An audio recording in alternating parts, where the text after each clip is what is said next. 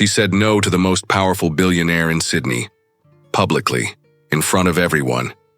And instead of walking away, he did something no one expected. He challenged her to a bet that would change everything. This is the story of how a no can become the beginning of the most important yes of your life. A celebrated chef, a relentless CEO, and 30 days that proved that sometimes surrendering is the greatest victory.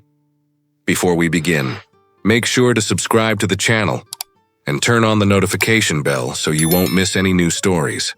Leave your like to help this video reach more people who also love breathtaking romances. And don't forget to drop a hype on this video.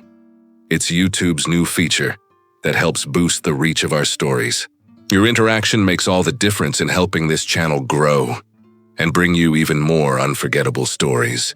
Now get ready for an emotional journey through hatred, desire, and the most beautiful surrender you've ever witnessed.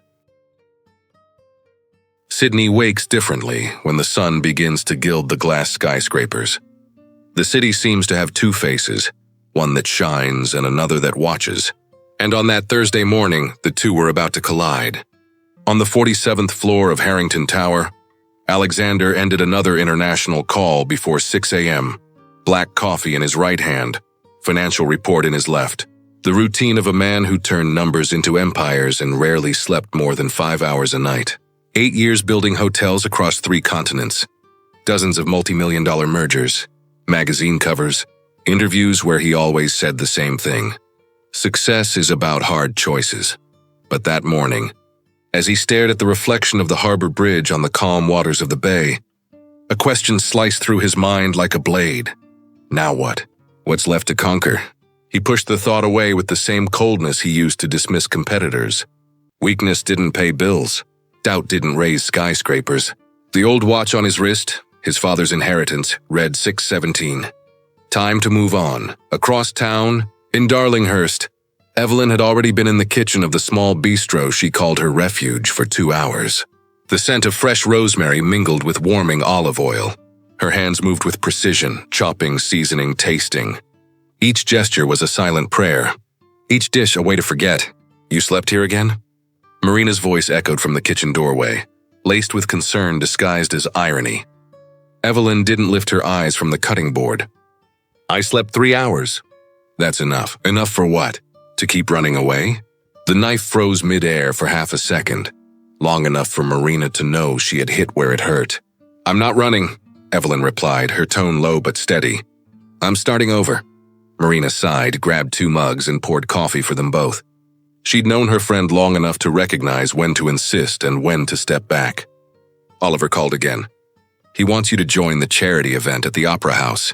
I already said no. He said Harrington will be there. Evelyn lifted her gaze, cold, cutting. Even more reason not to go. The name hung in the air like lead. Harrington, the surname she'd avoided saying for 2 years. The empire that had swallowed her brother's life and spat out nothing but a sterile settlement and a corporate apology. Marina knew all that. And still she tried. Evie, you can't spend your whole life hiding behind that stove. Yes, I can. And I will. The conversation ended there, but the silence that followed was the kind that screams. At 7:30 p.m., Alexander walked into the restaurant unannounced. It wasn't the kind of place he frequented. Too small, too simple. But his partner in Dubai had insisted, you have to try this woman's food before opening the new hotel. Trust me, he trusted no one. But he was curious. The atmosphere was uncomfortably warm. Dim lighting, rustic wooden tables, soft instrumental music that didn't try to impress. Everything felt honest. He sat in the corner, back to the wall, an old habit of someone who hates surprises. Liam, the sous chef, came to take his order. Young, polite, with a smile so genuine that Alexander found it irritating. The chef recommends the barramundi with native herb crust. It's the house specialty. Then bring that. No please. No smile. Just the certainty of a man used to being obeyed. Liam nodded and disappeared into the kitchen. Evelyn was finishing 3 plates at once when she heard the order. Table 7, barramundi, solo diner. She nodded, focused. Every movement was music. Every seasoning, a precise note. Cooking was the only thing that still made sense. She slid the knife through the fish, seared it in butter with rosemary. finished with Sicilian lemon zest and a pinch of New Zealand sea salt. When the dish left the kitchen, Marina passed by and whispered, "The guy at table 7 looks way too serious. Either he's mad at the world or he's a billionaire." Evelyn laughed but didn't answer. Alexander cut the first bite and brought it to his lips. And something happened. It wasn't the taste, though it was flawless. It was the memory that came with it. The taste of something he hadn't experienced in years. Simplicity. Truth. Care. He chewed slowly, as if trying to decode an enigma. "Who is this woman?" He finished the dish in silence, asked for the bill, left a generous tip but no compliment. When he left, Marina watched him through the window. "Told you, billionaire." Evelyn was washing her hands in the kitchen sink and pretended not to hear, but something in the air had shifted, like when a storm is coming and you feel it on your skin before you see it in the sky. 2 hours later, alone in the kitchen, Evelyn wiped the counters with slow movements. The silver ring on her finger caught the faint light from the lamp. "You're going to make it, Evie, you always do." Her brother's voice echoed in her memory like an unkept promise. She closed her eyes, took a deep breath. The scent of spices still lingered in the air, mixed with the exhaustion of another day survived. But somewhere out there, in the glittering city, a man in a flawless suit stared out the window of a penthouse apartment, thinking about a flavor he couldn't forget. And fate, which rarely announces itself, was already drawing the first move of a game neither of them knew they were about to play. Because some stories don't begin with a meeting, but with a dish that changed everything.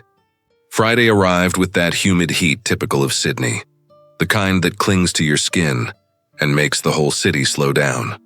But inside the office on the 47th floor of Harrington Tower, the air conditioning kept everything at 18 degrees. Cold, controlled, just like everything else in Alexander's life.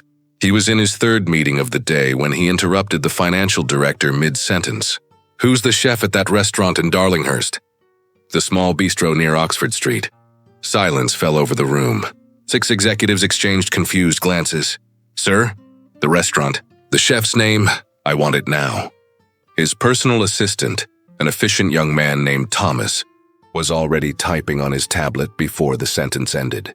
"Evelyn Page, New Zealander, 34 years old, worked in Paris, then Tokyo, opened the bistro 3 years ago. Excellent reviews. No Michelin stars, but technically impeccable."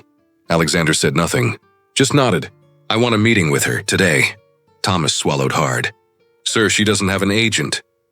No publicist either, it's difficult." "Then make it easy." The meeting ended there. Everyone left in silence, accustomed to that tone, the one that didn't accept no for an answer. Evelyn was testing a new recipe when the restaurant phone rang for the 5th time that morning. Marina answered, rolling her eyes. "Bistro Page, good morning." The voice on the other end was polite but urgent. "Good morning. I'm calling on behalf of Mr. Alexander Harrington, CEO of the Harrington International Group. He would like to schedule a meeting with Chef Evelyn Page today." Marina froze. She glanced at Evelyn, who was focused on her passion fruit sauce. "One moment, please." She covered the receiver with her hand. "Evie, it's Harrington." The spoon stopped midair. "What?"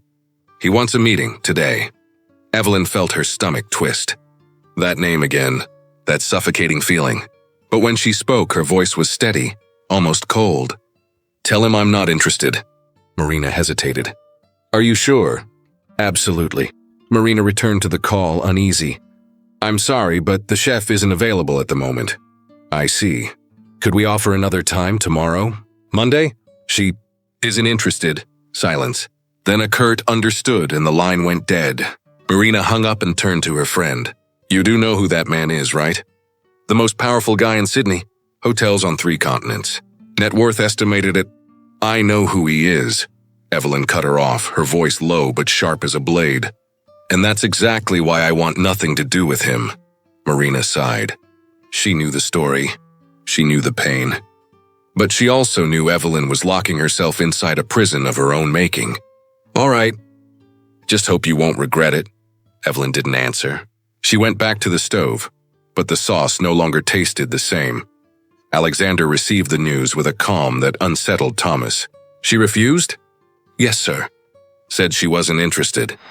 He stayed silent for a few seconds, eyes fixed on Sydney's panoramic skyline. Then something strange happened. He smiled. Not fully. Just a slight curve of his mouth. The kind of smile that appears when a man discovers something that dares to challenge him. Interesting? Thomas wasn't sure if that was good or disastrous. Do you want me to try again, sir? No, I'll go myself. On Monday at 2:30 p.m., a time strategically chosen between lunch and dinner, Alexander walked into Evelyn's bistro. This time, no disguise. Navy blue suit, flawless. A watch worth more than a car. The posture of someone accustomed to being recognized. Liam nearly dropped his tray when he saw him. Good afternoon, sir. Table for one? Actually, I came to speak with the chef. Liam blinked, confused. She's in the kitchen. I'm not sure if... Tell her I'm here. It wasn't a request. It was an order. Liam swallowed hard and disappeared through the kitchen door. Evelyn was adjusting the seasoning of a broth when Liam reappeared, visibly nervous. Evie, there's a man out there. He wants to talk to you. Tell him I'm busy. It's Alexander Harrington. She froze. The spoon slipped from her hand, clattering onto the floor. Marina, chopping onions at the opposite counter, dropped her knife. He came here. Evelyn didn't answer. She simply removed her apron, ran her hands through her hair, and took a deep breath. Where is he? Table by the window. She walked to the kitchen door, pushed it open harder than she meant to, and stopped in the middle of the dining room. There he was. Sitting straight-backed, calm gaze as if he owned the place. And maybe in some distorted way he thought he did. Their eyes met. And it was as if the entire restaurant disappeared. He didn't smile. Neither did she. Can I help you? Evelyn asked, her tone polite but distant. Alexander stood. A reflex born of old-fashioned manners he didn't actually need. I came to make a proposal. I'm not interested in proposals.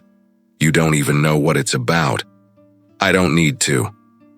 He tilted his head slightly, as if studying a puzzle he couldn't quite solve. I tasted your food last week. It was exceptional. Thank you. I want to hire you as the executive chef for my new restaurant, Hotel Argent. Rooftop view of the harbor. Unlimited budget. Full creative control. Evelyn crossed her arms. No, I can double what you earn here. No, triple, no. Alexander frowned. For the first time in years, someone was telling him no, without fear, without hesitation. Why? Evelyn stepped forward. The space between them shrank. She could smell his cologne. Woody, expensive, irritatingly pleasant. Because I cook for love, not for contracts. Because this place is mine. And because... She stopped. She almost said because you represent everything I despise. But she swallowed the words. Because I don't want to. The silence was sharp enough to cut glass. Alexander looked at her, really looked. Not as one evaluates an asset, but as someone trying to understand something they've never encountered before. You're different, and you're just like all the others.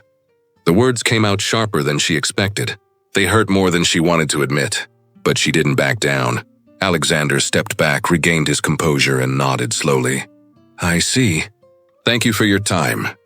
He turned to leave, but before reaching the door, he stopped and looked back. If you change your mind, I won't, he smiled. This time a real one. Brief, almost imperceptible, but there. I know. And he walked out. Marina appeared beside Evelyn seconds later, mouth open in disbelief. You just turned down Alexander Harrington. In public, Evelyn exhaled the breath she hadn't realized she was holding. Yes. Do you have any idea what you just did? I do. I said no. Marina shook her head, incredulous. Evie, that man isn't used to hearing the word no. This is going to have consequences. Let it. But inside, Evelyn knew something had shifted. The look in his eyes, the way he had studied her. It wasn't disdain, wasn't anger, it was curiosity. And that somehow was far more dangerous. That night, as she closed the restaurant, Evelyn found a business card on the counter. Simple, elegant, just a name, a number, and a handwritten line. The door remains open. She crumpled the card and threw it in the trash. But 3 hours later, alone in her apartment, she retrieved it, smoothed out the folds, and placed it in the drawer of her nightstand. She didn't know why. She only knew that, for the first time in 2 years, someone had managed to disturb the peace she'd fought so hard to build. And across the city, in the penthouse of Harrington Tower, Alexander gazed out at the glittering harbor and smiled to himself. Because for the first time in years, something, or rather, someone she'd had awakened in him a feeling he thought no longer existed. Challenge. Because sometimes, the right no is worth more than 1,000 empty yeses, and sometimes the woman who refuses you is the one you'll never be able to forget. Alexander didn't sleep that night. Not because of ordinary insomnia, not because of business stress, but because something inside him had cracked, a small, almost invisible fracture, yet one that burned like shattered glass beneath the skin. Sitting in the leather armchair of his penthouse at 3 a.m, he stared at the glowing harbor, trying to make sense of what had happened in that restaurant. Because you're just like all the others. The phrase echoed in his mind like a slap that still stung. Just like all the others. He made the man who had built an empire from nothing, who had turned bankruptcy into fortune, who had negotiated with sheikhs, signed contracts in 3 languages, and never let emotion interfere with a decision. And that woman had looked him straight in the eye and said no, as if she were declining a cup of lukewarm coffee. Alexander ran a hand over his face, feeling the weight of exhaustion pressing down on his shoulders. There was something wrong with him. There had to be, because rational businessmen didn't stay awake at 3 a.m. thinking about chefs who had turned them down. But he couldn't stop. The way she crossed her arms, the steadiness in her voice, the fire in her eyes, not fear but pure defiance. No one challenged him. No one dared. And she had done it with a disarming ease, as if he were just another customer, just like all the others. A strange feeling rose in his chest. Not anger, something worse. Fascination mixed with frustration. Curiosity seasoned with obsession. Because Alexander Harrington didn't understand the word no. Not when it came from suppliers. Not when it came from competitors. And certainly not when it came from a woman he wanted to understand. He picked up the glass of whiskey from the side table, swirled the golden liquid, watching the light catch along the rim of the crystal. He thought about calling Thomas, asking for a full dossier on Evelyn Page, background, family, weaknesses. But something stopped him. Maybe because, for the first time in years, he didn't want to win by having the upper hand. He wanted to understand. He wanted to discover why that woman seemed immune to everything that had always worked. Money, power, influence. And more than that, he wanted her to say yes. Not because he offered more, but because she wanted to. That was dangerous, he knew it. Because men like him couldn't afford to want something they couldn't buy.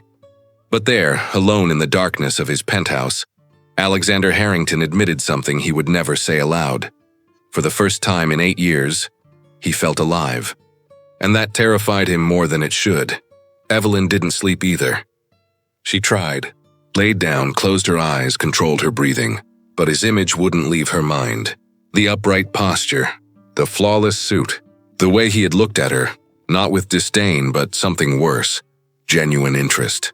She got up, went to the kitchen and made tea, mint with honey. The same her mother used to make when she was a child and couldn't sleep. She sat at the table holding the warm cup between her hands and let the memories come. 2 years earlier. The call came at 2 a.m. A police voice. Accident at a construction site. A hotel in progress. Her brother was among the injured. Evelyn caught the first flight from Sydney to Melbourne. Arrived at the hospital to find her mother in pieces, her father in silence, and her brother in a coma. 3 days later, he was gone. 26 years old, civil engineer. Dreamed of building bridges. The company responsible for the site was Harrington International Holdings. A quick investigation, vague conclusions, structural failure, unforeseeable accident, a generous settlement offered with a confidentiality clause. The family accepted. Evelyn didn't. She read every page of the report, saw the inconsistencies, noticed that someone had cut corners on safety to speed up construction.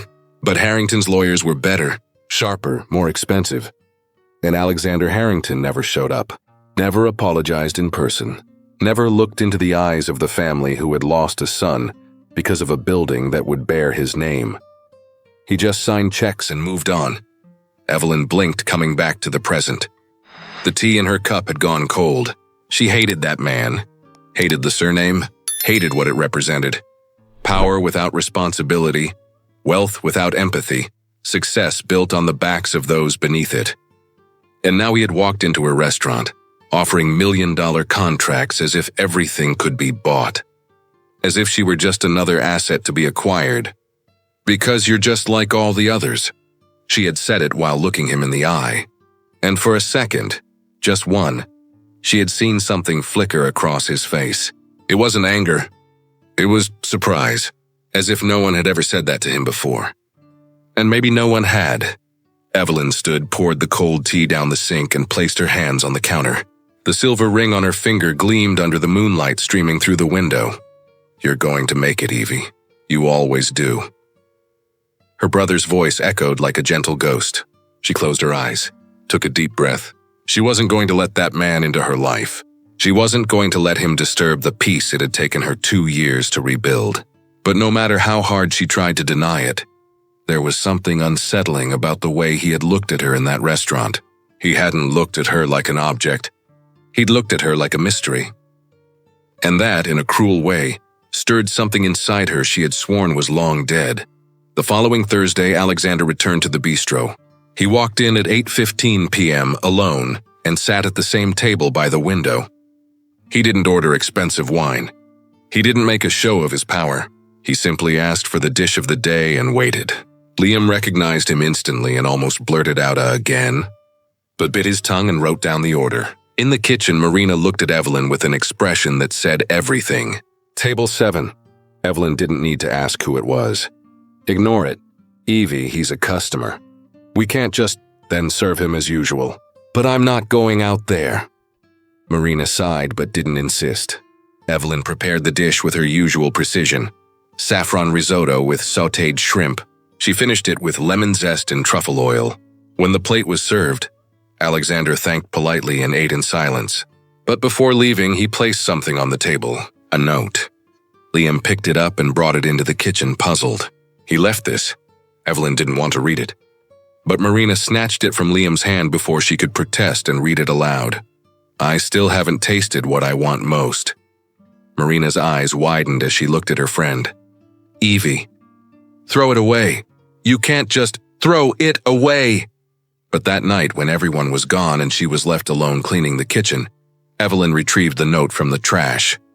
She read it again and again. "I still haven't tasted what I want most." The audacity of that man was unbelievable. He thought he could show up, leave cryptic little notes, and she'd melt. Evelyn crumpled the paper tightly and tossed it back in the bin. But her heart was beating faster than it should, and that irritated her more than anything else. The following week, Alexander came back, and the next week too. Always alone, always polite, always at the same table. He never tried to talk to her, never forced a moment. He simply ate, paid, and left. But he always left something. Sometimes it was a note, sometimes just a ridiculously large tip that Evelyn made Marina return. But he never accepted it back. And then the press began to notice. Australian magnate becomes loyal. Patron of small bistro in Darlinghurst. Alexander. Harrington trades Michelin-starred. Restaurants for humble cuisine. What is Sydney's most powerful? CEO looking for in a bistro without stars? Articles began to appear in food blogs, gossip columns, even business magazines. And with them came the curious ones.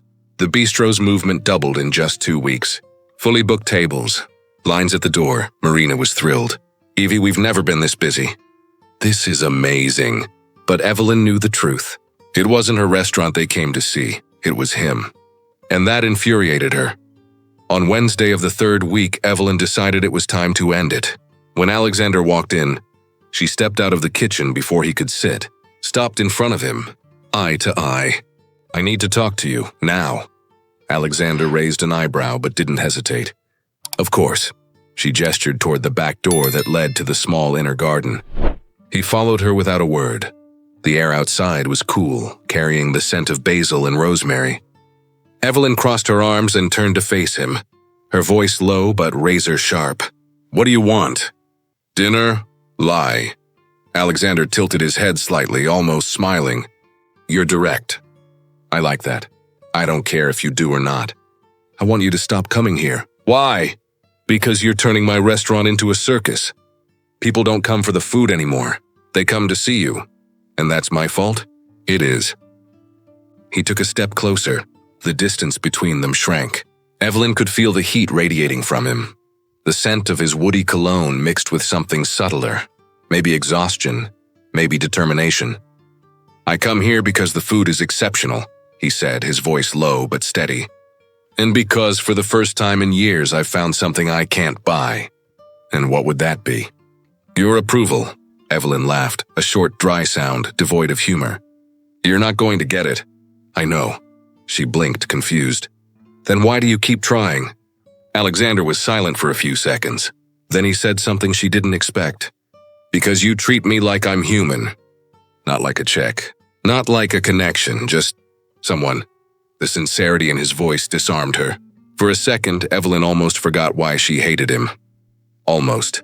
I know who you are, she said, her voice trembling yet firm. I know what your name stands for. Alexander frowned. What are you talking about? Marcus Page, civil engineer.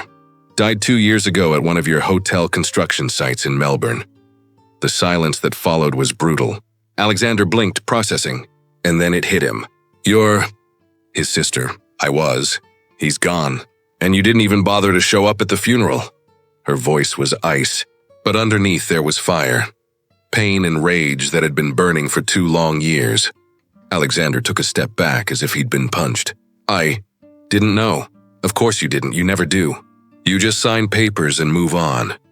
He wanted to say something, anything, but the words wouldn't come. Evelyn turned away, her voice quiet, weary. Now you know why I said no. And why I'll keep saying it. She walked back inside, leaving Alexander alone in the garden. And for the first time in many years, he felt something he thought no longer existed. Guilt. Because sometimes the no that hurts the most is the one you deserve. And sometimes the truth changes everything, even who you thought you were. Alexander didn't return to the bistro after that night. Not because he'd given up, but because for the first time in years he had to stop and face himself in the mirror, and he didn't like what he saw. Sitting in his office at 6 in the morning on a Tuesday, he opened the file on the Melbourne accident. The report he had never read, the pages he had signed without question. Marcus Page, 26 years old, civil engineer. Death by cranial trauma after the collapse of a metal structure at the construction site of the Harrington Grand Melbourne. Alexander read every line, every technical detail, every testimony, and he found what Evelyn already knew. Someone had cut corners. Someone had rushed deadlines. Someone had put profit above lives. And that someone worked for him. He closed the file, braced his elbows on the desk, and pressed his palms over his eyes. How many times had he done this? Signed reports without reading them. Trusted subordinates without verifying.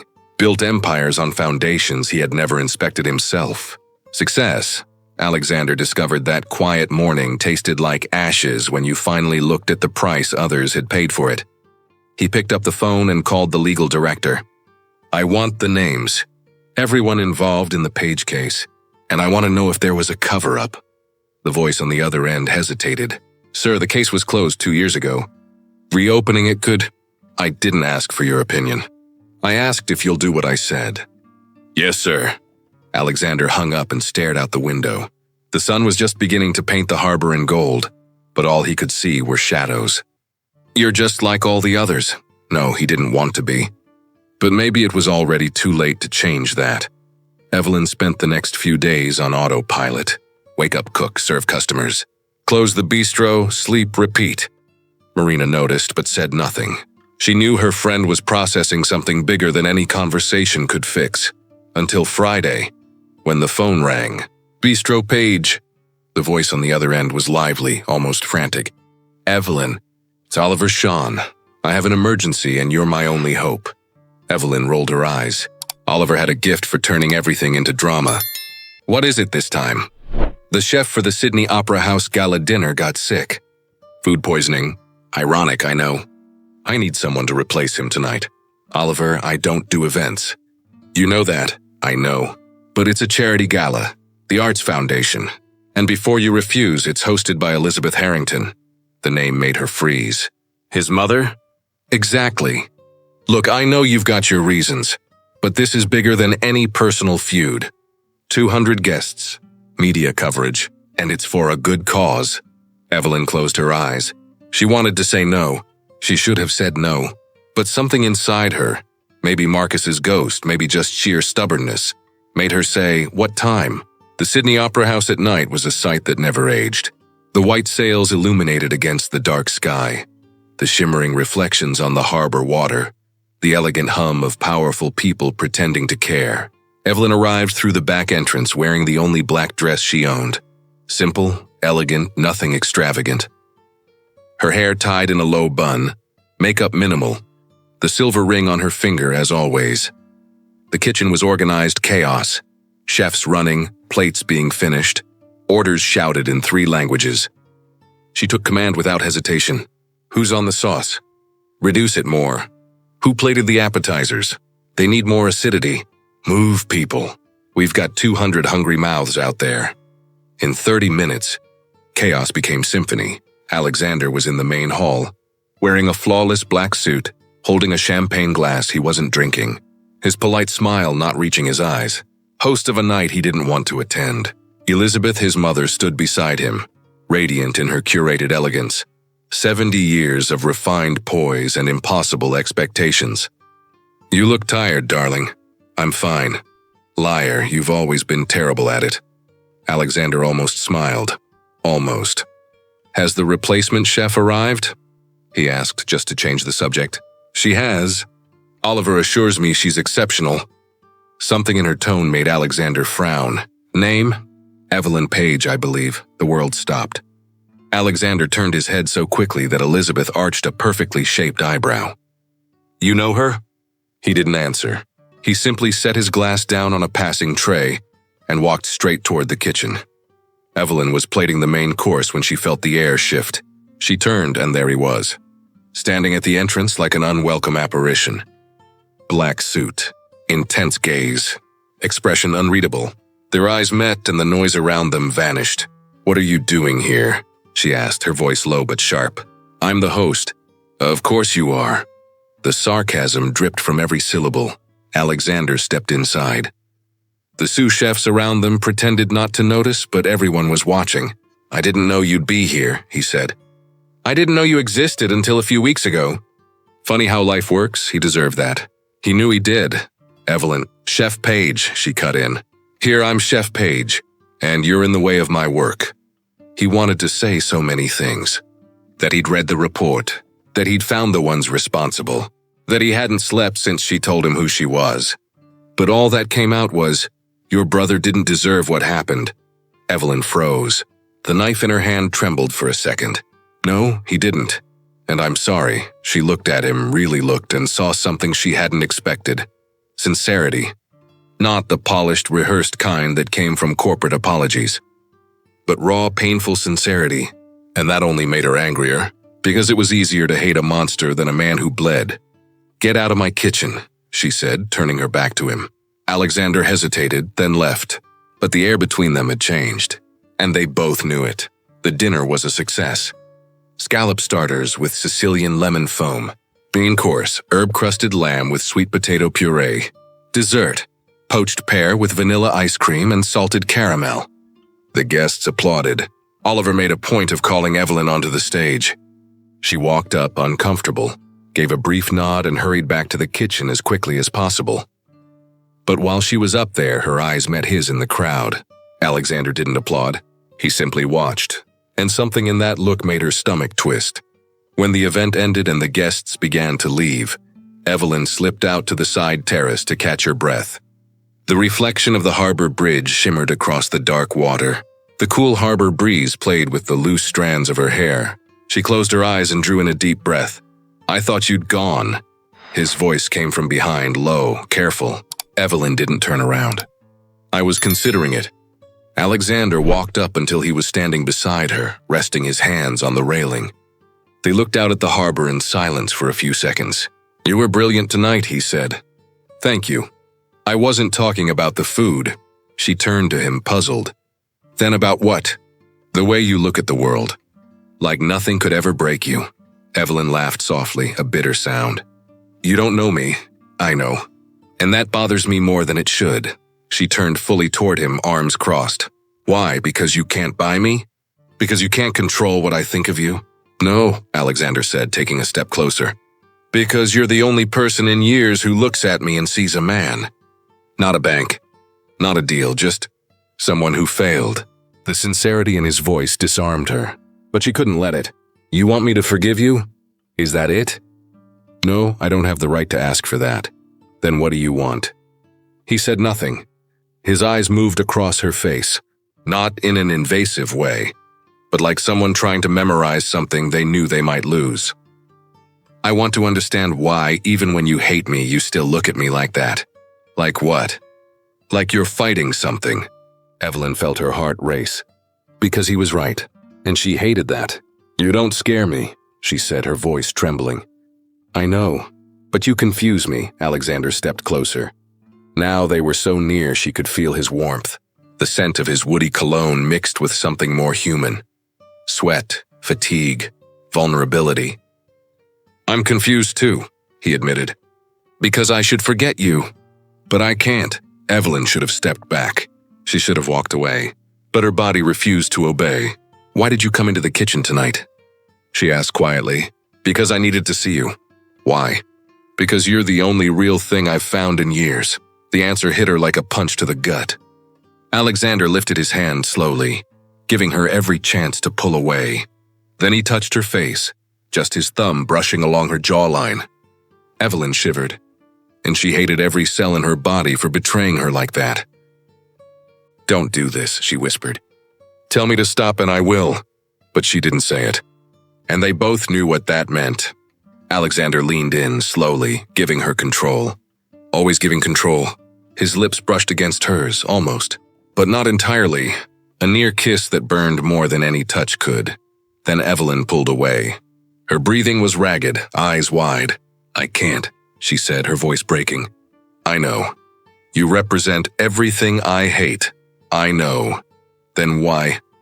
Because even in your hate, you feel something. So do I. Evelyn shook her head and stepped back. This won't work. It doesn't have to. She looked at him and saw in his eyes the same fear that was pounding in her chest. Without another word, Evelyn turned and walked off the terrace. And Alexander stayed there alone with the taste of a kiss that never happened burning on his lips. Because sometimes, the danger isn't in what happens. It's in what almost happens. And in the fear that next time, neither of them will be able to stop. Alexander spent the entire weekend trying not to think about her. He failed miserably. Sitting in his office on Saturday, because men like him didn't take days off, he realized he'd read the same paragraph of a contract 5 times and hadn't absorbed a single word. Because all he could see was her face, her quickened breath, the tremor when he touched her jaw, the way she had pulled back, but not right away. It had taken a second, just one, but it had taken time. And that single second was killing him. You don't scare me, but you confuse me. Alexander ran a hand over his face, exhausted. He was confused, by himself more than anything. Because what the hell was he doing? He had an empire to run, mergers to finalize, meetings in Dubai next week. And instead of focusing on that, he was consumed by a woman who hated him. And rightly so. But it was that very hatred that held him. Because every other woman in his life had come too easily. Automatic smiles, instant yes, interest in the last name, the bank account, the reputation. Evelyn was different. She looked at him and saw the flaw, the failure, the man who had signed a paper and let someone die. And she didn't pretend it didn't matter. She didn't swallow her anger just to be close to him. She confronted him, cut him, made him bleed. And somehow that fascinated him. Because for the first time in years, someone was demanding accountability from him. Not from the market, not from shareholders, but from himself. And that brutal, rightful demand had awakened something in him that had been asleep for far too long. Real guilt. Not the corporate kind you fix with settlements, but the human kind. Raw, relentless, the kind that sits in your chest and steals your sleep. Alexander realized he wanted that pain. He wanted her to force him to look in the mirror and see the monster. Because only then, maybe, he could start to change. But there was something else. Something he didn't want to admit, but that pulsed like an open wound.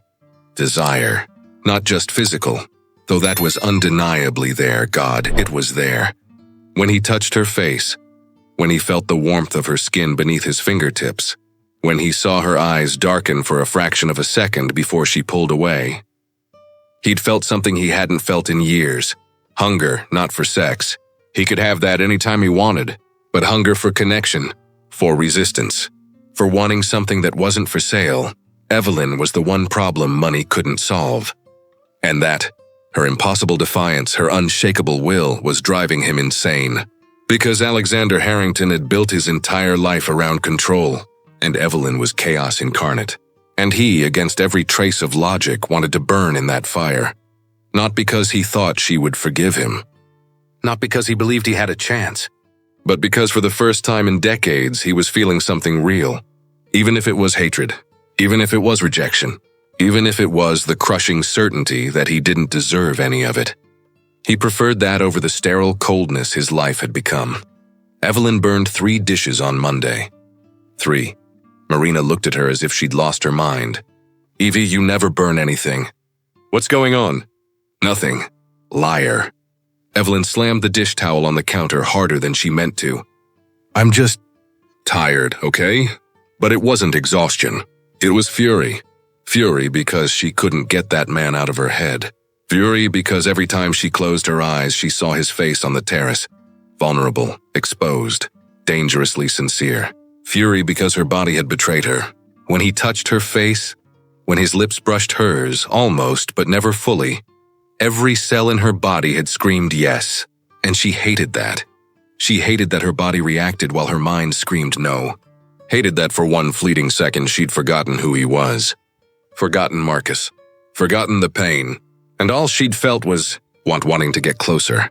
To find out what would have happened if she hadn't pulled away. To know if his lips were as warm as they looked. If his hands would be gentle or desperate. And that cursed curiosity, infuriated her more than anything because she couldn't want that man. He was everything she despised. The system that had killed Marcus. The cold machine that turned lives into numbers and tragedies into archived reports. But then, your brother didn't deserve what happened. His voice echoed in her head.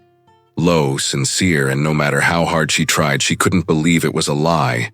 Because she knew lies. She knew rehearsed corporate statements. She knew the tone of someone saying what needed to be said to make a problem disappear.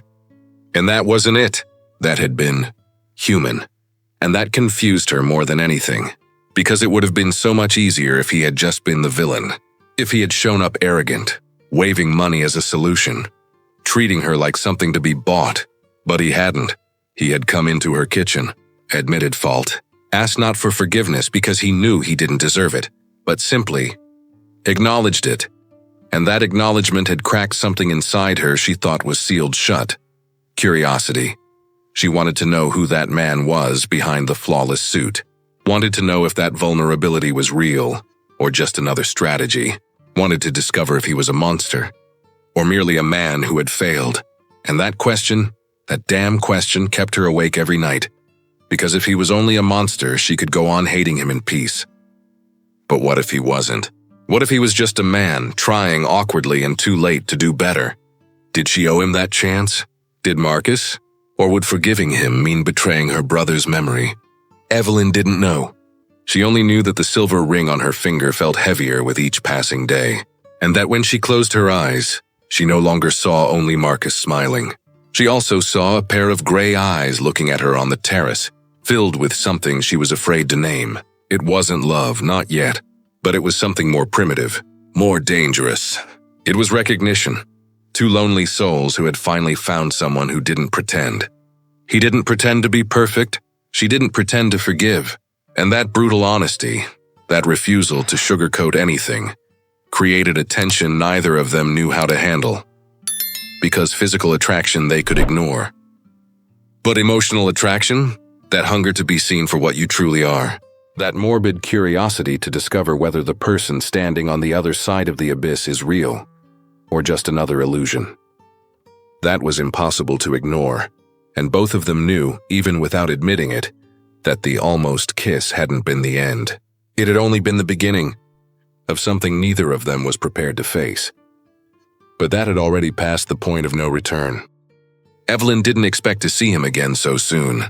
But there he was, standing at the door of the bistro on a quiet Wednesday afternoon, when business was slow and she was taking advantage of the lull to organize the stockroom. The bell chimed. She lifted her eyes from the inventory sheet, then froze. Alexander entered with the confidence of a man who knew he shouldn't be there, but didn't care. Gray suit, no tie, hair slightly tousled, as if he'd run his hand through it too many times. Marina, who had been wiping tables, glanced between the two of them and discreetly vanished into the back. Evelyn set the clipboard down on the counter and crossed her arms. "I thought you got the message." "I did," Alexander said, stopping just a few steps away from her. "You don't want anything to do with me. You made that very clear. Then why are you here?" He took a step closer.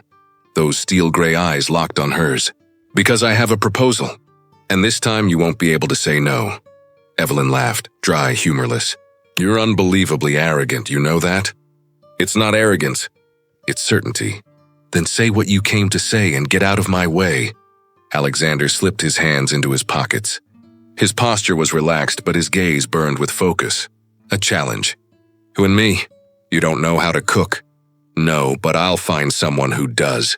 You choose yourself. Cooking competition, public for charity. Live broadcast, all of Sydney watching." Evelyn narrowed her eyes. "And why the hell would I ever do that?" Alexander stepped closer again. Now she could smell his cologne, infuriatingly seductive. "Because if you win," he said, his voice low but clear, "I'll sign a contract. Witnesses, press, everything.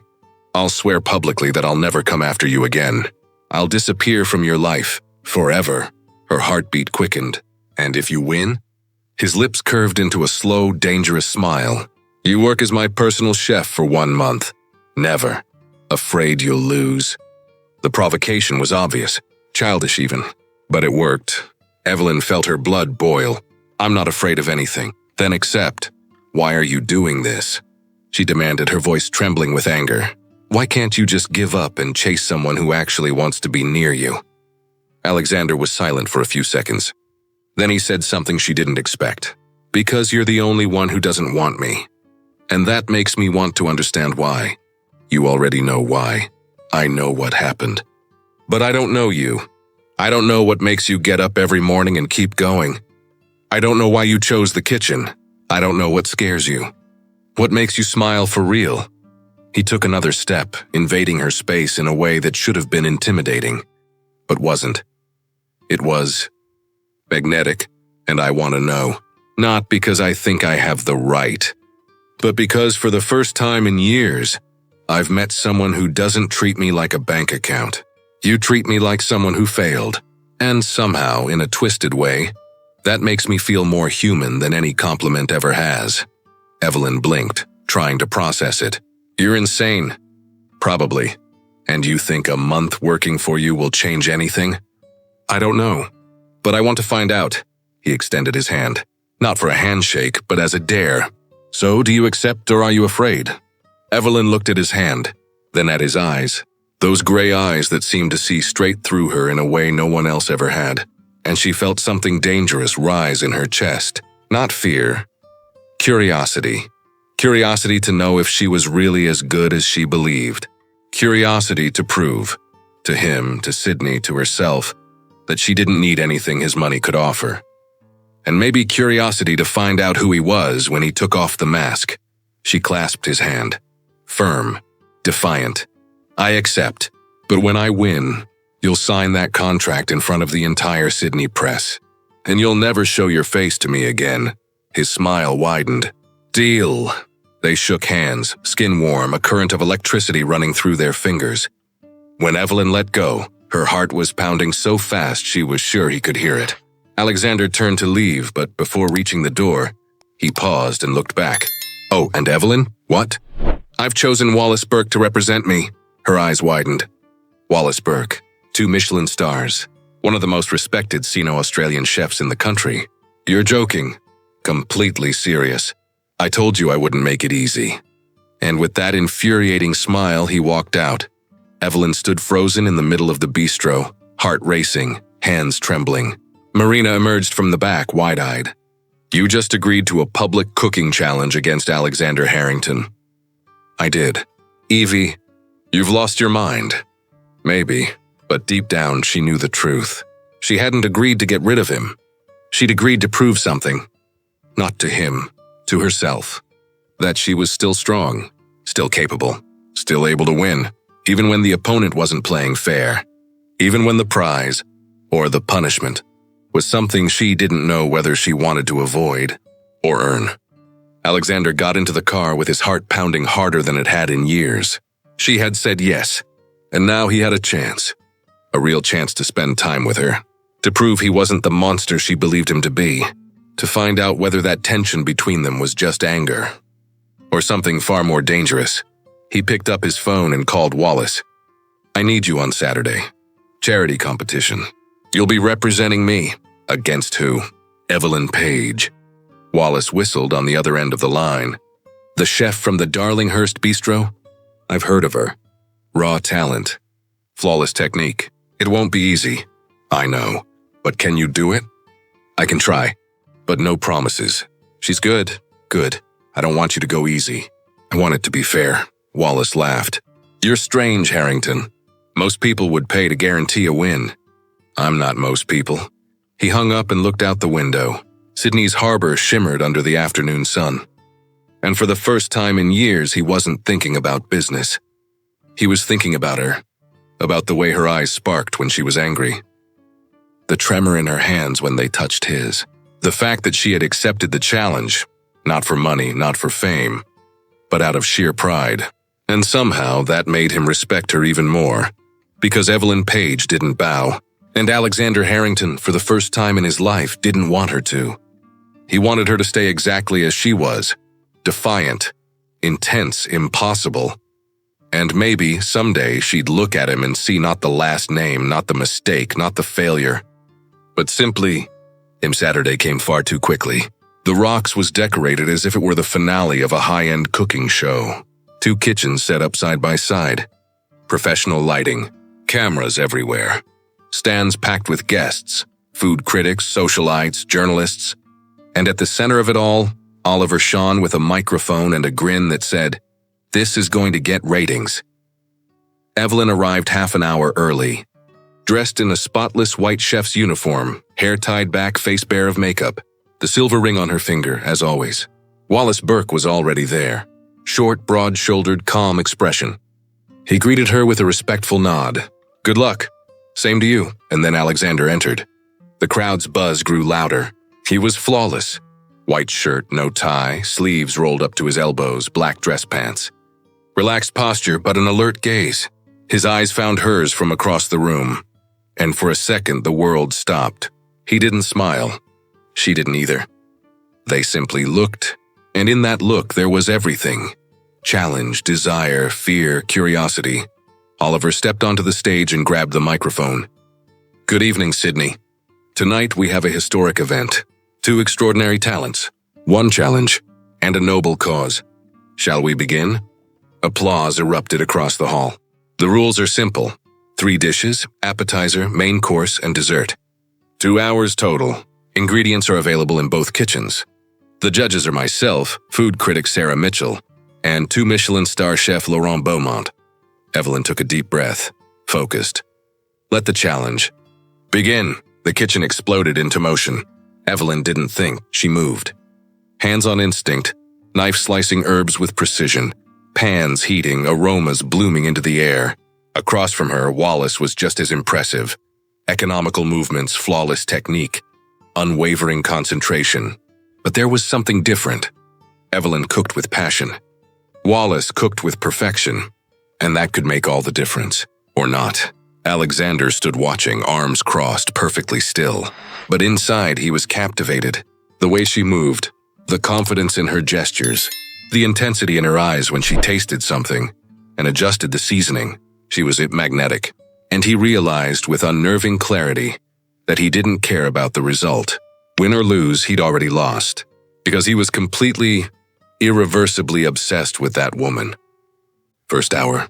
Appetizers done. "Evelyn, salmon carpaccio with citrus vinaigrette and sweet potato chips.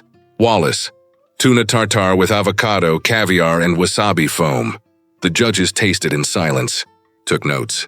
No expressions revealed. Second hour. Main courses. Evelyn, lamb in red wine reduction with pea puree and roasted vegetables. Wallace, duck confit with cherry glaze, black rice, and grilled asparagus. The aroma from both kitchens was intoxicating. The audience sat spellbound. Evelyn wiped the sweat from her forehead.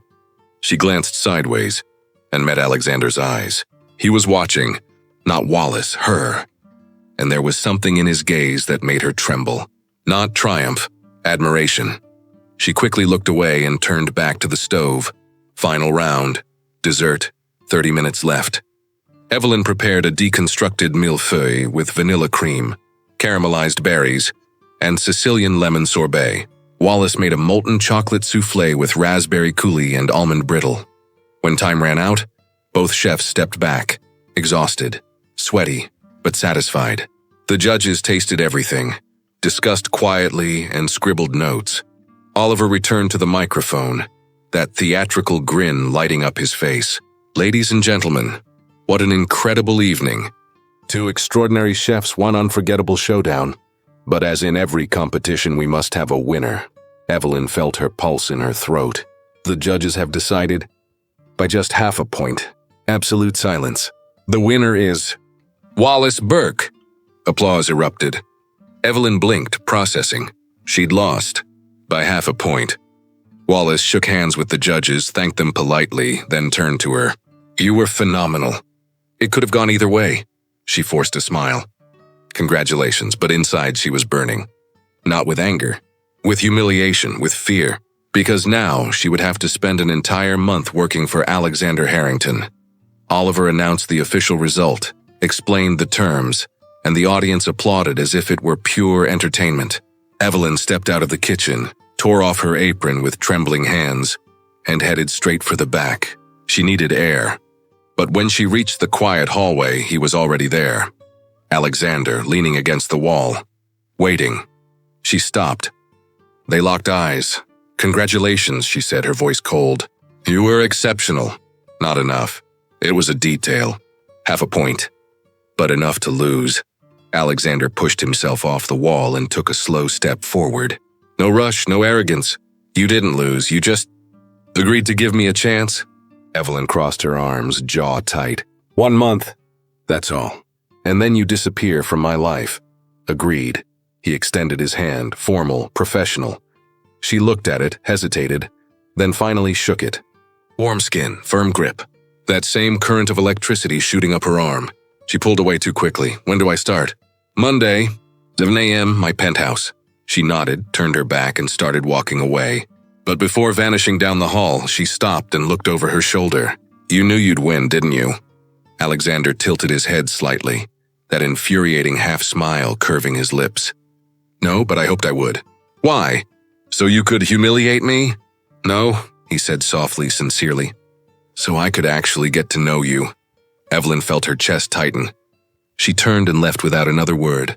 But as she walked, she whispered to herself, 1 month goes by fast. Yet deep down, far down, she knew she was lying. Alexander stayed in the hallway, watching her leave. And he smiled. Not the smile of a man who'd won, but the smile of someone who had just gained something money could never buy. Time. An entire month. 30 days to prove he wasn't the monster she believed he was. 30 days to discover who she really was. 30 days to, maybe, change everything. And for the first time in years, Alexander Harrington felt something he hadn't felt since he was a teenager. Hope. Because sometimes losing a battle is the only way to win the war. And sometimes 30 days is all it takes for the whole world to change. Alexander's penthouse was exactly what Evelyn expected from a successful Australian billionaire. Glass, steel, cold minimalism, and a panoramic view of Sydney that looked more like a postcard than a home. No photos on the walls, no clutter, no trace of life, just antiseptic perfection that screamed a deafening kind of loneliness. He greeted her that first Monday at 7 a.m., already dressed for work, crisp white shirt, tailored slacks, hair still damp from the shower. The air smelled faintly of expensive soap and freshly brewed coffee. "Good morning?" "Good morning," she replied, her tone neutral. Professional. The kitchen was every chef's dream. Top-of-the-line equipment, marble countertops, all the technology money could buy. But something was wrong. Everything gleamed too brightly. Too clean, like it had never actually been used. Breakfast at 8. Dinner at 9 when I get back from the office. Weekends vary. Sometimes I work from home, he explained, his tone professional, almost distant. Evelyn nodded, already mentally planning menus, grocery lists, routines. "And lunch?" "I don't. Usually grab something quick at the office between meetings." She frowned, the chef in her overriding the discomfort. "You need to eat properly. I'll pack lunches for you to take." Alexander raised an eyebrow, surprised by her commanding tone. "You care?" "No, but if I'm working here, I'm doing it right." He almost smiled, almost. "Yes, chef." The irony in his voice made her roll her eyes, but she said nothing. She simply began working, opening cupboards, checking the fridge, exploring the pantry, mapping the territory like a general before battle. The first few days were mechanical.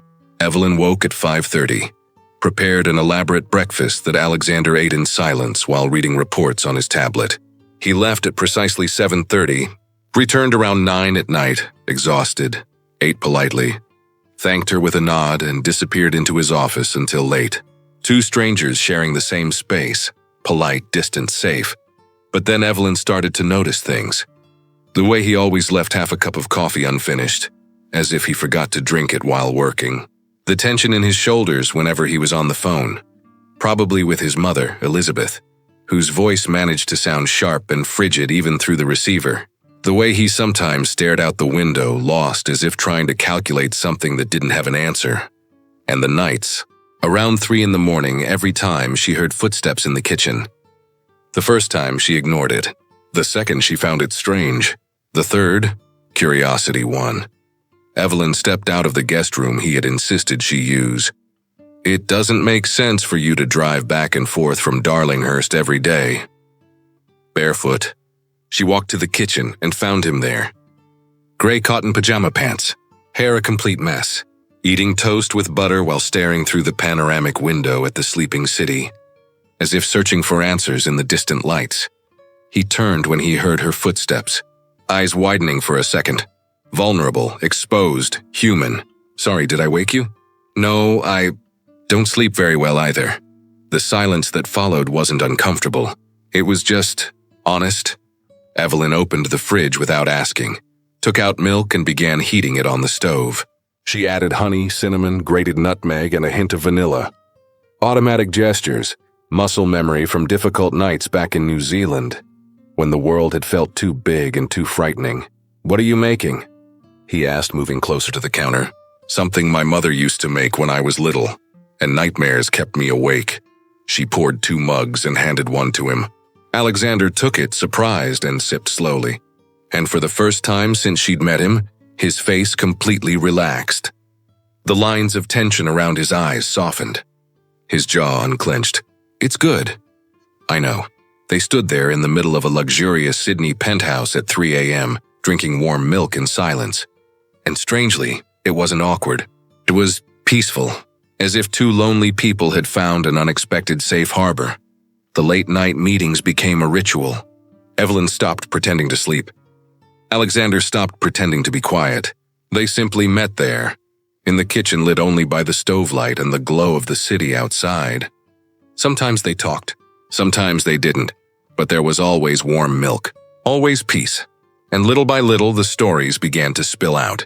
He told her about his father, how he'd built the first hotel with his own hands, only to die of a heart attack at 52, leaving a 17-year-old boy to hold together an empire already cracking at the seams.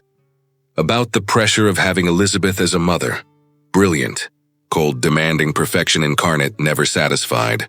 "Harringtons don't fail," he said, mimicking his mother's voice, bitter, sharp. "Harringtons win, always." "And do you believe that?" Evelyn asked, turning her mug slowly in her hands. "I used to, now. I don't know what I believe anymore." She told him about Marcus, about how he'd taught her to cook, how he could turn instant noodles into a feast, scrambled eggs into a celebration. He always said, "Evie, food is love. It's how you say I care without needing words." Her voice faltered at the end, but she didn't cry. She just took a deep breath. Alexander didn't say, "I'm sorry" again. He already had, and both of them knew some wounds didn't have words big enough to cover them. So instead, he simply said, he'd be proud of you. And for the first time, she believed it. Sundays were different. Alexander didn't leave for work. He stayed home in his pajamas all day, laptop on the living room table, a few calls here and there, but present. And Evelyn, who was supposed to have the day off, stayed too. Not because she had to, but because she wanted to. She'd prepare elaborate brunches, perfectly poached eggs Benedict, ricotta pancakes with fresh berries, freshly squeezed orange juice. And he'd eat slowly, savoring, as if every bite was a discovery. "Can I ask you something?" he said one Sunday, his eyes fixed on her. Evelyn was wiping down the counter, but she paused. "Depends. Why did you really choose to be a chef?" "Not the story about Marcus. You. Why you?" She hesitated. No one had ever asked that before. "Because cooking is control," she finally admitted. "You follow a recipe, do everything right, and the result is predictable. No surprises, no losses. You make something good out of nothing, and for a few hours the world makes sense." Alexander nodded slowly, as if he understood exactly. "That's why I work so much. Numbers, contracts, mergers. They all have logic. They all have solutions. People don't. People are complicated," Evelyn agreed. "You're complicated." She looked at him and saw the ghost of a smile. "So are you," she replied. And something in the air shifted. Alexander began coming home earlier. Not much, just 15-20 minutes. Enough time to walk into the kitchen while she cooked dinner and ask if he could help. At first she refused, but he kept insisting. Eventually she gave in. "You can dice those tomatoes." He rolled up the sleeves of his dress shirt, the same shirt that probably saw million-dollar meetings, now splattered with tomato sauce. He started chopping, slowly, clumsily, brutalizing the poor tomatoes. Evelyn watched from the corner of her eye and had to bite back a laugh. "You're murdering them. I told you I wasn't good at this. Give me that," she said, taking the knife from his hand. Their fingers brushed, warm skin against warm skin, and electricity shot up her arm. Evelyn swallowed hard and stepped back too quickly, heart hammering. "Pay attention.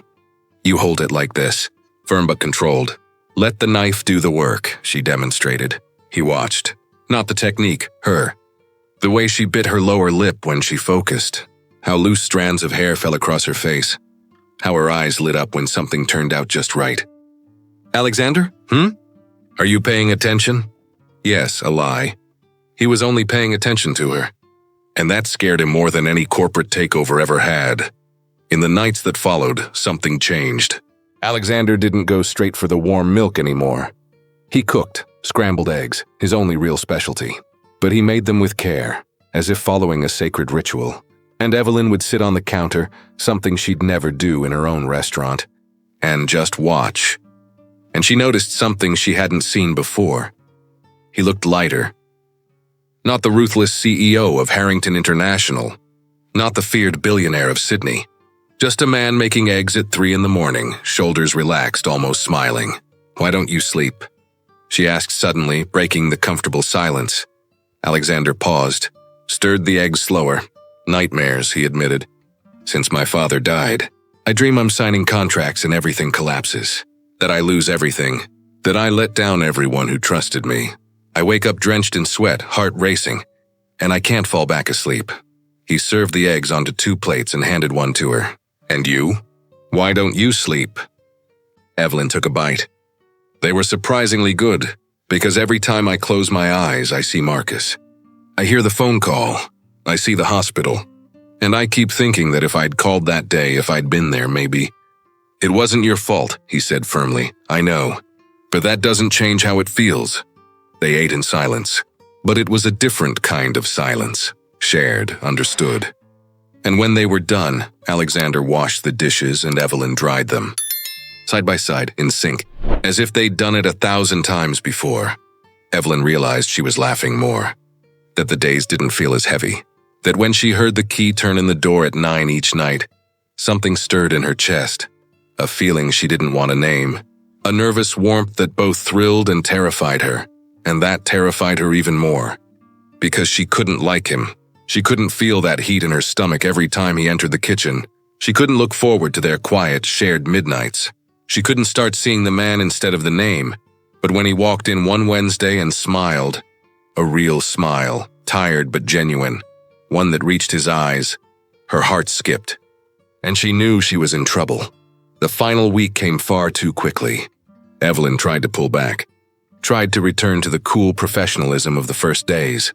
But it was too late. The walls had fallen without her noticing. On Sunday night, 2 days before the month ended, they found each other in the kitchen, as always. But neither of them reached for the stove. They just stood there facing each other, the weight of the end hanging thick between them. 2 days left, Evelyn said, her voice barely above a whisper. I know. And then I'll leave. Go back to my bistro, to Darlinghurst, to my life. I know, silence heavy, charged. Alexander took a step forward, his gray eyes gleaming in the dim light. I don't want you to go. Evelyn felt her chest tighten, air slipping away. That was the deal. 1 month, nothing more. I know, but… He stopped, searching for the right words, fighting years of emotional discipline. You changed something. In this place, in me. This penthouse used to be just a place I slept in. Now it's home. And I've never had that. Not once. Alexander, I know I have no right to ask for anything. I know I failed your brother. I know you hated me. He stepped closer. So close she could feel his warmth. Smell the faint trace of soap and something more human.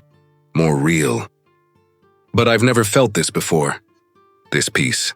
And I don't know what to do with it. I don't know how to let you go. Evelyn's throat tightened. You can't ask that of me. I'm not asking, he said softly. I'm just telling you the truth. He lifted a hand slowly, giving her every chance to step back. She didn't. His fingers brushed her face, thumb tracing the curve of her cheek, his hand sliding into her loose hair. You're the only person who actually sees me. Not the money, not the empire, not the feared CEO of Sydney, just me, Alexander, the man who eats scrambled eggs at 3 in the morning and still wakes up sweating from dreams about his father. Evelyn closed her eyes, fighting it, fighting everything. But she was feeling all of it, every touch, every word, every wild, uneven heartbeat. I can't, she whispered. Because if I let this happen, if I feel this, I'll lose myself again. And I don't know if I'll survive it. Alexander leaned forward until their foreheads touched, their breaths mingled, hearts racing in the same desperate rhythm. Then get lost with me, he murmured against her lips. Because I already am. And you're the only thing that makes sense, and then he kissed her. It wasn't rough. It wasn't desperate, though it easily could have been. It was soft, needed, inevitable, as if both of them had always known this moment was written somewhere in the stars, waiting only for the courage to reach it. And for the first time in 2 years, Evelyn stopped fighting what she felt. She dropped the armor, stopped hiding behind anger, and just felt. His lips, warm, gentle, asking instead of taking. The taste of coffee and want. His large, steady hands holding her face as if it were the most precious thing in the world. The heat spreading from her chest to her fingertips. And when they finally pulled apart, both were trembling, breathing hard, eyes shining. I still hate you, she whispered, but there was no venom in the words. Only raw, unvarnished truth. I know, he replied, smiling. Small, genuine smile, but I also… She stopped, the words lodged in her throat. She couldn't say it. Not yet, it was too soon. Too frightening, but Alexander understood, because he was feeling exactly the same thing. He pressed a soft kiss to her forehead. Gentle, reverent, a silent promise. Stay, he murmured, his voice husky. Not as my chef. Not because of a deal, just stay. And Evelyn, against all logic, against all fear, smiled. Because sometimes love doesn't arrive with noise. It comes in the quiet of the night, in the taste of warm milk and unexpected laughter, in badly cooked scrambled eggs, in stories whispered at 3 in the morning. And sometimes, the only way to move forward is to stop running from what was always meant to find you. The decision came on a Tuesday morning, while Evelyn brewed coffee and watched Alexander knot his tie in front of the hallway mirror. He had a meeting with Japanese investors. She knew because he'd told her the night before over dinner, grumbling about the time difference, ordinary conversations, intimacy built out of small, quiet details. And that was exactly what terrified her, because she was getting too comfortable, because waking up in that penthouse was starting to feel normal, because waiting for him to come home was becoming the best part of her day. And that was dangerous. "I need to go back," she said suddenly, her voice firm but gentle. Alexander froze mid-movement, his hand paused on the tie. "What? To the bistro? To Darlinghurst? To my life?" He turned fully toward her, gray eyes searching hers. "Why, I thought, after what happened?" "Exactly because of that," Evelyn interrupted, not in anger but with raw honesty. "Because I need to know who I am outside of this. I need to go back to my space, to what I built on my own. If I stay now, it'll be because I'm afraid of losing you, and I don't want it to be like that." Alexander took a step forward but stopped when he saw the resolve in her face. "You're running away again. No, I'm going back. There's a difference." She crossed her arms, a defensive gesture, not a hostile one. "But Alexander, you can come by anytime to eat, to talk, just to be. And you can call me at night, when the nightmares come. I'll answer, always." Something in his chest tightened, because she was saying something he had never expected to hear. "I'm leaving, but I'm not abandoning you." It was the closest thing to "I care" she could bring herself to say. And he understood. "When?" "Tomorrow," he nodded slowly. He wanted to argue, to beg her to stay, but he also understood, because respecting her space was the only way to deserve her. "Then tonight," he said, his voice rough, "I'm cooking for you." Evelyn blinked, startled. "You?" "Me. Scrambled eggs and toast. My specialty." He smiled, and that small, vulnerable smile she had learned to love. "One last midnight before you go." Her chest tightened, but she smiled back. "Okay, but if you burn the kitchen, I'll kill you."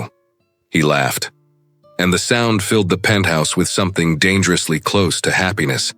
Evelyn returned to the bistro on a rainy Wednesday in Sydney. Marina nearly burst into tears when she saw her walk through the door. "Thank God. I thought you'd been kidnapped by some crazy Australian billionaire." "Almost," Evelyn replied, but she was smiling. And Marina noticed something different. The way her shoulders seemed lighter, the faint glow in her eyes that hadn't been there before, the peace in her face. "What happened there?" Evelyn hung up her coat, tied her apron, and looked at her friend. "I found myself. And maybe I found him too." Alexander showed up at the bistro 3 days later. No warning. He simply walked in at 8 in the evening, dark suit, no tie, and sat at the same table by the window. Evelyn was in the kitchen when Liam burst in, eyes wide. "He's here." She didn't have to ask who. She took a deep breath, wiped her hands on her apron, and stepped out. Alexander looked up as she approached, and smiled. Hi, she replied, her heart beating far too fast. "Can I have dinner here, or does that break some rule?" "You can," she said, then added softly, "You always can." Something flickered in his eyes, relief, happiness, hope. "Then surprise me. Chef, I want the best you've got." Evelyn smiled and went back to the kitchen, and she made the most honest dish she'd ever cooked. Lamb with red wine sauce, rosemary mashed potatoes, and roasted vegetables. Simple, perfect, true. When she served it, she stayed back quietly watching as he ate. And when Alexander finished, he didn't ask for the check. He simply wrote something on a napkin and left it on the table. Evelyn picked it up after he'd gone. Best meal of my life, not because of the food, but because of who made it. As she tucked the napkin into the drawer beneath the counter, right next to all the other notes he would begin to leave. Alexander came back the next week. And the one after that. And the one after that. Sometimes he dined alone. Sometimes he brought partners, showing off what he called the best hidden restaurant in Sydney. Always polite, always respectful, never intrusive. But he always left something, a note, an absurdly generous tip, once a bouquet of white tulips, simple, elegant, without a card. Evelyn knew they were from him, and in the early hours of the morning, when the phone rang at 3 a.m., she always answered. "Nightmare again?" "Yes," his voice rough, vulnerable. "Sorry for waking you. You didn't wake me. I couldn't sleep either, and they talked. About everything and nothing. About his day. About a new recipe she was testing. About the rain falling over Sydney. About childhood memories. About fears neither had ever shared with anyone. And slowly, so slowly they didn't even notice, it turned into something real. Their first official date happened on a Saturday afternoon. Alexander showed up at the bistro wearing jeans, and a button-down shirt with the sleeves rolled up. "Would you go out with me?" he asked, hands in his pockets, almost shy. Marina was eavesdropping from behind the counter, pretending to clean glasses. Evelyn crossed her arms, but she was smiling. "Where to?" "Surprise. But it involves walking, and a view of the ocean, and maybe ice cream." "Ice cream? You once said you love pistachio." "I remember everything you say." Her heart melted completely. "Give me 10 minutes to change." They walked along the coast, ice creams in hand, talking about everything and nothing. Evelyn told him about her dream of someday owning a bigger restaurant. Alexander told her about his plan to open an eco-friendly hotel in New Zealand. "So you'll be close to the place where you grew up." And when the sun began to set, he took her hand, simple, natural, as if it had always been that way. "Is this weird?" he asked. "A little," she admitted. "But the good kind of weird." "The best kind," he agreed, and they kept walking. Fingers intertwined, two lonely souls who had found home in each other. The months passed like the pages of a book you never want to end. Alexander took her to dine at Sydney's most sophisticated restaurants, and she'd critique the dishes with such technical precision it made him laugh. She dragged him to street markets, where they bought fresh ingredients and cooked together in his penthouse kitchen. He officially met Marina, who interrogated him like a CIA agent before whispering to Evelyn, "Okay, he's a keeper." She met Elizabeth Harrington at a painfully formal dinner that ended with the matriarch saying, "You're different from the others. Perhaps you're exactly what he needed." Not a warm compliment, but from Elizabeth it was practically a blessing. Then, on a rainy Tuesday, Oliver Shawn burst into the bistro holding a golden envelope. "Evie, darling, sit down," she frowned. "What is it?" He placed the envelope on the table. "The Michelin guide came out today. You've earned a star." The world stopped. Evelyn stared at the envelope, at the bistro's name printed in elegant type, at the words that changed everything. 1 Michelin star. The tears came before she could stop them. "I did it," she whispered. "Marcus, I did it." Marina was crying behind the counter. Liam popped champagne. Customers applauded. Evelyn picked up her phone with trembling hands. He answered on the second ring. "Evie, are you okay?" "I won," she said, her voice breaking. "A star. I actually won." Silence on the other end, then, "I always knew you would." "I'm coming," he hung up. 15 minutes later, he walked through the bistro doors, still in his meeting suit, hair a mess from running his hands through it, and pulled her into an embrace that stole her breath. "I'm so proud of you," he whispered into her hair, and for the first time in years, Evelyn let someone hold her while she cried tears of joy. A year and a half after that first midnight kiss, Alexander took her back to Bondi Beach. The sunset painted the sky in impossible colors. But this time, when they stopped on the sand, he didn't take her hand. He went down on one knee. Evelyn froze, heart pounding. "Evie," he began, his voice steady but full of emotion. "I spent my whole life building empires, winning things, achieving goals. But nothing has ever compared to what I feel when I wake up and know that you exist in this world." He opened the small velvet box. Inside was a simple platinum ring, crowned with a modest diamond. Exactly her style. "You taught me that losing can mean winning, that vulnerability is strength, that love isn't control, it's surrender. And I want to spend the rest of my life surrendering to you. Will you marry me?" Tears streamed down her face. Her voice came out hoarse. "Are you sure? I'll still wake you up in the middle of the night. I'll still be stubborn. I'll still burn pans sometimes." He laughed, eyes shining. "I know. And I'll still have nightmares. Still be a workaholic. Still make terrible scrambled eggs. Your eggs got better. Because you taught me," he said, smiling. "So is it a yes?" Evelyn pulled him to his feet and kissed him. Hard, breathless, joyful. Yes, 1,000 times yes. And on Bondi Beach, under the orange sky of Sydney, two broken hearts finally became whole. The wedding took place 6 months later, an intimate ceremony in the garden of the house they had bought together.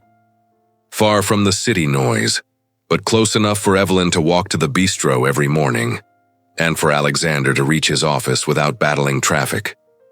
Marina was maid of honor. Oliver Shawn cried more than the bride. Elizabeth Harrington smiled, a small, almost imperceptible smile, but it was there. And when Alexander kissed the bride, the whole world seemed to pause just to watch. The years that followed were built layer by layer. Evelyn earned her second Michelin star 2 years after the wedding. Alexander cut back on work, learned to delegate, and discovered that sometimes no was the smartest answer. They traveled through New Zealand, visited her family in Wellington, and spent vacations in Paris, where Evelyn took him to the restaurants where she had worked in her youth. They built routines, breakfast together whenever possible, phone calls in the middle of the day just to hear each other's voices, late-night conversations that lasted until dawn, not because of nightmares anymore, but because neither of them wanted the night to end. And then on a bright spring morning, Evelyn held a pregnancy test in trembling hands and showed it to Alexander, who was sipping coffee and reading emails. He looked, blinked, looked again, and cried. Matthew was born 9 months later, after a 14-hour labor that left Alexander swearing he'd never let her go through that again, until Evelyn, exhausted but radiant, laughed and said, "It was worth every second. Because now we have him, we have our family, and I'd do it all again 1,000 times if it were with you by my side." And from that day on, life took on new colors, more noise, more chaos, more love than either of them had ever believed a single heart could hold.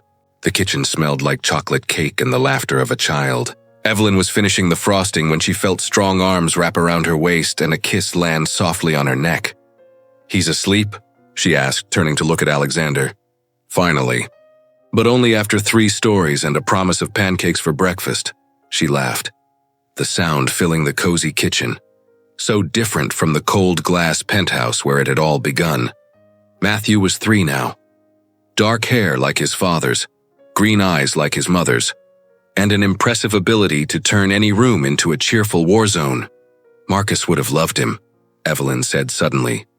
Alexander turned her in his arms, his hands cupping her face with that tenderness she never got used to. "He does love him. Wherever he is, he sees you. He sees everything you've built. 2 Michelin stars now, cookbook published, a beautiful family, and a husband who still can't cook properly, but tries," she laughed, wiping away the stubborn tears threatening to fall. "Your eggs have gotten much better, liar," he kissed her forehead. "But thank you for pretending," the oven timer beeped. Evelyn turned to remove the cake, but Alexander caught her hand. "Hey, I love you. You know that, right?" She looked at him, at the man who had once been a cold stranger, then a challenge, then a mystery, and finally, home, I know. "And I love you too, even when you leave socks on the bedroom floor." "That was once. That was yesterday, Alexander." He laughed, and kissed her. The kind of kiss that still carried fire but also history. Layers of late nights shared, storms weathered together, joys multiplied, and upstairs in the blue bedroom with stars painted on the ceiling, Matthew slept soundly, the son of a chef who had learned that love was the best seasoning, and a CEO who had learned that surrender was the greatest victory. In the kitchen, the cake cooled. The house smelled like happiness, and outside the window, Sydney shimmered as always. But now the city wasn't just a backdrop. It was home, built not with contracts or empires, but with midnight scrambled eggs, notes scribbled on napkins, Michelin stars earned through resilience and the courage of 2 wounded hearts daring to say, "Maybe we deserve to be happy. Together." The end, because some stories don't have instant happy endings. They have the kind that's built, day by day, kiss by kiss, midnight by midnight. And those are the endings that truly last forever. So what did you think of this story? Alexander and Evelyn proved that the truest love begins when we stop fighting what we feel. That sometimes The person who drives us the most insane is exactly the one we need. If you felt moved, if you sighed, if you rooted for them, hit the like button now to show that stories like this deserve to be told. Subscribe to the channel if you haven't already. Every week there's a new romance, mature, intense, and deeply captivating. And tell me in the comments, would you have accepted the challenge like Evelyn did? Or would you have run away? Leave your hype to help more people discover this story. Your support helps this channel grow and allows me to bring more breathtaking romances like this one. Until the next story, and remember, sometimes the right no is worth more than 1,000 empty yeses.